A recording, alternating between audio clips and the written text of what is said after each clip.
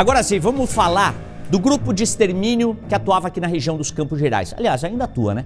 Vocês vão descobrir agora uma série de pessoas que foram assassinadas por eles e os motivos de todas essas execuções. É exclusivo, é no Cidade Alerta.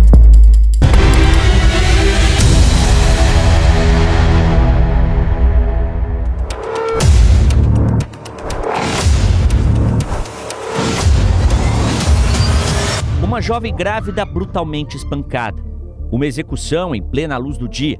Imagens gravadas pelos próprios criminosos para provar que a ordem dada a eles foi devidamente cumprida. Vítimas de uma guerra sem precedentes que pode ter matado mais de 100 pessoas nos últimos anos. Uma guerra que começou há pelo menos 13 anos. No terceiro episódio da série sobre o grupo de extermínio, você vai conhecer a história das vítimas e as motivações para os crimes, que nem sempre tinham relação direta com o tráfico de drogas. Já sob o comando de José Raylan de Lima, o grupo de extermínio cometeu pelo menos 21 assassinatos entre os anos de 2023 e 2024. O primeiro, segundo a Polícia Civil de Ponta Grossa, foi o de Elivelton William de Oliveira, conhecido como Gagal, em 29 de janeiro de 2023. Neste caso, o crime teria sido motivado pela rivalidade entre as facções criminosas que disputam os pontos de tráfico na cidade. Menos de uma semana depois, em 4 de fevereiro de 2023, Wesley Braga foi executado a tiros dentro de um bar. Neste caso, as investigações apontam que José Raylan tomou as dores de Eduardo Ferreira. Ambos estavam presos na casa de custódia de São José dos Pinhais na época do crime. A motivação seria o ciúme, já que Wesley mantinha um relacionamento com a companheira de Eduardo. Uma semana depois, mais um assassinato. Em 11 de fevereiro de 2023, Daiane Alessandra Hatman, justamente a companheira de Eduardo, foi vítima de uma tentativa de assassinato, mas ela sobreviveu. A motivação foi a mesma da morte de Wesley, só que Daiane não conseguiu escapar da segunda tentativa de assassinato e foi morta em dezembro de 2023. Fernanda Sabrina Gonçalves de Lima foi a terceira vítima do grupo de extermínio. Neste caso, o próprio José Raylan fez contato com a vítima e a atraiu para uma emboscada. A motivação seria a suspeita do líder da organização criminosa de que a vítima estaria prejudicando financeiramente o grupo. No dia 31 de março de 2023, Rafael dos Santos foi executado com vários tiros dentro do trailer de lanches que trabalhava. Neste caso, além da disputa pelo tráfico de drogas, a polícia concluiu que ele foi morto por ter envolvimento com um rival do tráfico de José Raylan. David Gonçalves de Oliveira foi morto no dia 16 de abril de 2023, também motivado por uma disputa pelo tráfico de drogas em Ponta Grossa. O corpo dele foi encontrado em uma área de mata. 2 dias depois, Alexandre de Quadros Palhano também foi executado na cidade.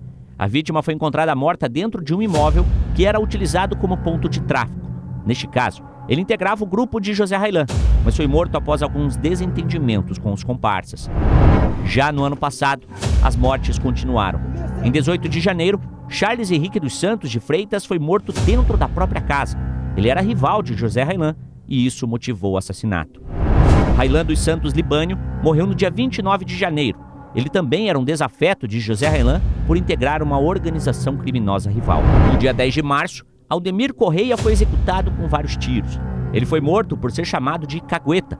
Essa confissão veio justamente de um dos executores, um adolescente que foi apreendido. Esse cara se comende, que eu andei pro inferno, não sei o que tá falando, morto, não trabalha, esse desgraçado. Sabe por que o Aldemir morreu? Ah, eu não sabia de nada, ele tava falando, falou que eu tinha matado um cara lá e daí a polícia queria matar, eu não sei o que aconteceu. Douglas Guilherme Campos dos Santos também era do grupo de José Raylan, mas foi executado porque o líder acreditava que Douglas havia traído a confiança da organização criminosa. Everton Alexandre da Silva, conhecido como Pinga, foi morto em 12 de abril do ano passado, dentro da própria casa. Neste caso, ele tinha dívidas com os traficantes comandados por José Raylan, o que motivou o assassinato. Eu fiquei sabendo que o Pinga queria me matar, só aí eu tinha minha família, eu criei naquela região, aí tinha certeza. Altair Teixeira Pinto foi assassinado no dia 27 de abril. Neste caso, ele foi atraído para uma emboscada. A execução foi motivada por dívidas contraídas com o grupo criminoso. Ele tinha rachado uma droga, eu também matava. Da droga ele ia pagar e começou de enrolação, outro cara que gravou lá e eu que matei. No caso de Altair, a morte dele está relacionada a outro homicídio, de Bruna Gabriela Indrizac de Lima. Ela foi dada como desaparecida no final de abril do ano passado, mas o corpo só foi encontrado no dia 22 de maio. Em vídeos gravados pelos criminosos, ela é espancada e torturada durante um bom tempo, antes de ser assassinada e o corpo enterrado. As investigações apontaram que ela tinha uma dívida de aproximadamente R$20 mil com o grupo comandado por José Raylan. Foi verificado assim, um nível de perversidade em relação a isso, porque além de determinar a morte, ele gostava de acompanhar esses assassinatos, até mesmo para se certificar de como o crime havia sido praticado. Um dia depois da morte de Altair e do desaparecimento de Bruna, João Vitor dos Santos também foi executado. Ele teria conflitos com o grupo criminoso e, conforme as investigações, foi morto em um acerto de contas. Já em 2 de maio, João Vitor de Oliveira foi surpreendido dentro da própria casa. Os criminosos, inclusive, fizeram um vídeo de toda a ação de invasão em que se passam por policiais para cometer o crime. Polícia! Polícia!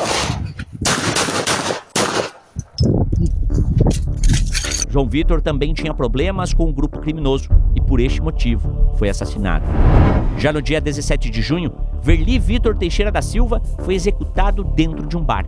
Neste caso, o crime foi motivado por desavenças pessoais entre a vítima e um dos integrantes do grupo de José Raylan. E agora, um caso que chamou a atenção da polícia. Ricardo Pereira foi morto a tiros no dia 25 de julho de 2024. No entanto, ele não tinha nenhum envolvimento com o tráfico de drogas ou com o grupo de José Raylan.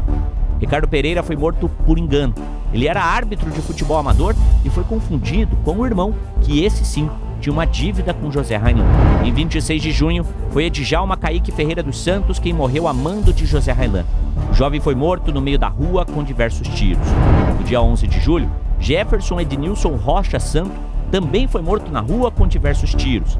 Em ambos os casos, a motivação ainda não é totalmente esclarecida, mas a principal hipótese seria a desavença pelo tráfico em Ponta Grossa. E no caso de Marines Ferreira dos Santos, morta no dia 21 de agosto do ano passado, o crime foi cometido porque ela parou de comprar drogas com uma funcionária de José Raylan. Em todos esses casos, segundo as investigações, José Raylan já dava as ordens de dentro da casa de custódia de São José dos Pinhais. Só que para isso ele contava com certas ajudas, certos benefícios. E lá de dentro ele tinha acesso a tudo: cigarros, drogas e principalmente celulares. E no quarto e último episódio da série sobre o grupo de extermínio, você vai saber como José Raylan tinha acesso facilitado aos celulares dentro da prisão para continuar ameaçando e comandando os crimes.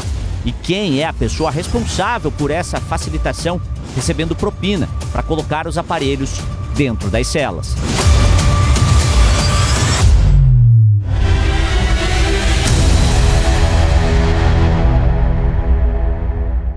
Nós não estamos falando aqui só de um braço de uma facção criminosa.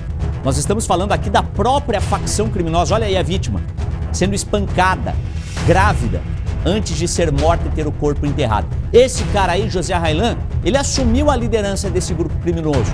Foi a partir das investigações aqui da RIC-TV Record, também do trabalho da Polícia Civil lá de Ponta Grossa, que foi descoberto como ele conseguia mandar de dentro da prisão matar as pessoas do lado de fora. Até transcrições que nós tivemos acesso, que ele falava que ele estava sem nada para fazer na prisão e por conta disso ele estava pensando em matar mais 3 pessoas. Que ele queria a cabeça de mais 3 pessoas só para passar tempo. Olha o grau de perigo que essas pessoas causaram nas ruas, nos Campos Gerais, também na região metropolitana de Curitiba e no litoral do estado. Só que como ele conseguia fazer para de dentro da prisão continuar mandando a cometer esses crimes? Foi muito simples.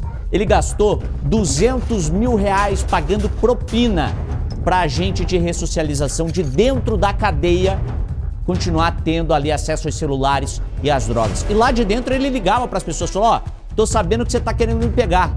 Vem me pegar então, porque você já é o próximo na minha lista. Mais de 130 pessoas podem ter morrido a mando de José Raylan de Lima. Então amanhã a gente traz a quarta e última parte desta série de reportagens que, ó, tá causando um alvoroço na região dos Campos Gerais, mas a gente segue acompanhando.